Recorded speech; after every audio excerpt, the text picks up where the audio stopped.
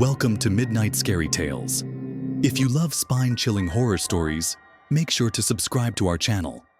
Also, if you've experienced a creepy encounter or have your own scary story to share, email us at ak3717507@gmail.com. Let's dive into today's tale that will make your skin crawl.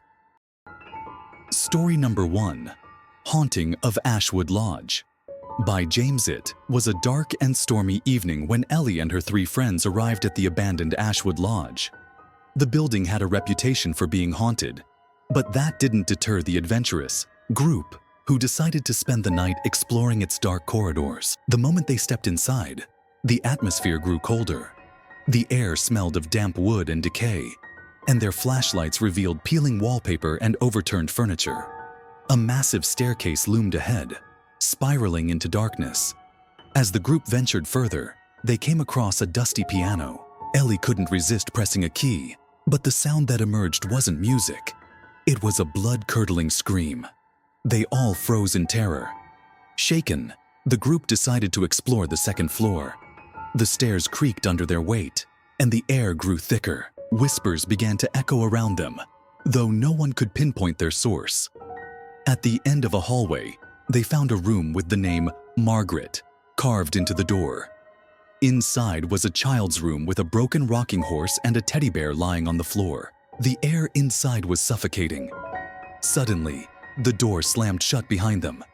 Ellie screamed as a shadowy figure appeared in the corner. It moved closer, its eyes glowing with an unnatural light. The group bolted out of the room, their footsteps echoing through the hallway. But no matter which direction they ran, they found themselves back in front of the Margaret door. Realizing they were trapped, Ellie remembered the stories of the lodge. The ghost of Margaret only released her victims if they left an offering. Thinking quickly, she placed a necklace she was wearing on the rocking horse. The air grew still, and the whispers ceased. Slowly, the group found their way out of the lodge. But as they reached their car, Ellie realized the necklace had somehow returned to her pocket. Thank you for listening to today's Midnight Scary Tales. Now we are diving into story number 2. If you enjoyed this story, make sure to like, subscribe, and hit the notification bell. Have a chilling story of your own? Email us at ak3717507@gmail.com. Until next time, stay safe and stay scared. Welcome to Midnight Scary Tales. If you're a fan of terrifying, spine-tingling stories, make sure to subscribe to our channel for weekly horror content. And don't forget, if you have your own creepy experience, send it to us at ak3717507@gmail.com. Let's dive into our second tale of the night, The Forgotten Highway, a story that will make you think twice about taking that shortcut through the dark. Story number 2. The Forgotten Highway. James had been driving through the empty highways of rural Colorado for hours. Exhausted and desperate to get home, he decided to take a shortcut, a stretch of road locals called the Forgotten Highway. It wasn't on any map, but a gas station attendant had assured him it would save hours. The moment James turned onto the highway, an eerie silence settled over him. The radio cut out, and the only sound was the hum of his engine. The road stretched endlessly ahead, shrouded in thick mist that seemed to glow faintly under his headlights. As the minutes turned into an hour, James began to feel uneasy. The road was completely deserted. No other cars, no houses, no signs of life. Even stranger, his GPS refused to load, showing nothing but a blank screen. He glanced at his rearview mirror and froze. For a split second, he thought he saw a figure standing in the middle of the road behind him. But when he looked again, it was gone. Determined to shake off the growing paranoia, James turned on his high beams. But instead of illuminating the road, the light seemed to get swallowed by the mist, leaving everything darker than before. Suddenly, the road began to change. The asphalt turned into cracked, uneven cobblestones, and the forest seemed to close in, the branches scraping against the sides of his car like skeletal hands. Out of nowhere, his headlights illuminated a woman standing in the middle of the road. She was barefoot, wearing a tattered dress, and her hair hung in front of her face. James slammed on the brakes, but she didn't move. He rolled down his window to ask if she needed help, but the moment he spoke, she let out an ear-piercing scream. Her head snapped toward him, revealing hollow, blackened eyes. Panicking, James slammed the car into reverse. As he sped backward, the woman began to run toward him, her movements jerky and inhumanly fast. No matter how far he drove, she seemed to get closer. Just as she was about to reach his car, she vanished. James slammed on the brakes and sat trembling, the silence around him deafening. He glanced at his dashboard clock and realized that hours had passed, but it felt like minutes. When he finally reached the end of the highway, the mist cleared and the normal world returned. James pulled into a gas station, shaking, and told the attendant what had happened. The man simply smiled and said, "You're lucky to have made it out. Thanks for tuning into Midnight Scary Tales. Remember to subscribe and hit the bell icon for more terrifying stories like this one. Got a spine-chilling experience of your own? Send it to us at ak3717507@gmail.com. Until next time, stay safe and stay scared. Now we are diving into story number 3. Welcome back to Midnight Scary Tales. If you enjoy getting lost in spine-tingling tales of the supernatural, be sure to subscribe and hit the bell icon to stay updated. Now, sit back and prepare yourself for tonight's terrifying tale.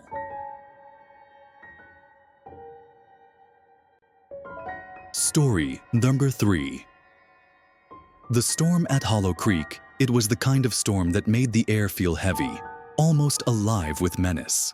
The thunder rumbled like an ancient beast, and lightning clawed across the sky as Leah drove down the winding road toward Hollow Creek, a small, forgotten town deep in the countryside.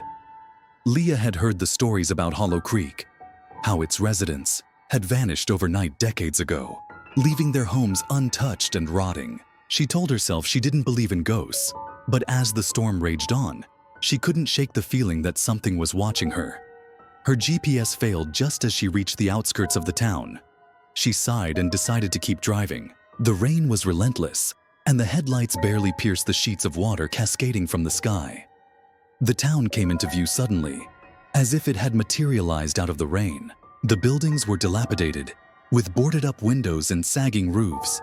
Leah felt a chill as she parked in front of what appeared to be an old general store. The moment she stepped out of the car, the storm seemed to grow louder, as if it were angry. She hurried inside the store, her flashlight cutting through the darkness. The shelves were still stocked with dusty, long-expired goods, and the air smelled of mildew and decay. Leah froze when she heard a faint whisper. It sounded like a child's voice, calling her name. She spun around, her flashlight trembling in her hand, but there was no one there. The whispers grew louder, coming from the back of the store. Against her better judgment, Leah followed the sound. She stopped in front of a door that hung slightly ajar.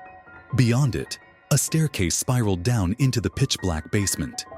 As she descended, the air grew colder. The whispers became a cacophony of voices, overlapping and echoing. The basement was vast, filled with rows of shelves. But what caught Leah's attention was the large, circular symbol carved into the floor, glowing faintly. Before she could react, the voices stopped and the room fell into silence. Then, from the shadows, a figure emerged. It was tall, unnaturally thin, with glowing red eyes and long claw-like fingers. Leah's scream echoed through the basement as the creature lunged toward her. Leah sprinted up the stairs, the creature's guttural growls close behind. She barely made it to her car, slamming the door shut just as it reached her. The storm outside raged as the creature clawed at her window, its eyes burning with fury. In a panic, she floored the gas pedal and sped out of the town. The creature disappeared into the storm, but the whispers stayed with her, echoing in her mind even as she reached the safety of her home hours later. Thanks for joining us for tonight's episode of Midnight Scary Tales. Be sure to subscribe and hit the bell icon to stay updated on our latest stories. And remember, if you have your own terrifying experience, send it to us at ak3717507@gmail.com. Until next time, stay safe and stay scared.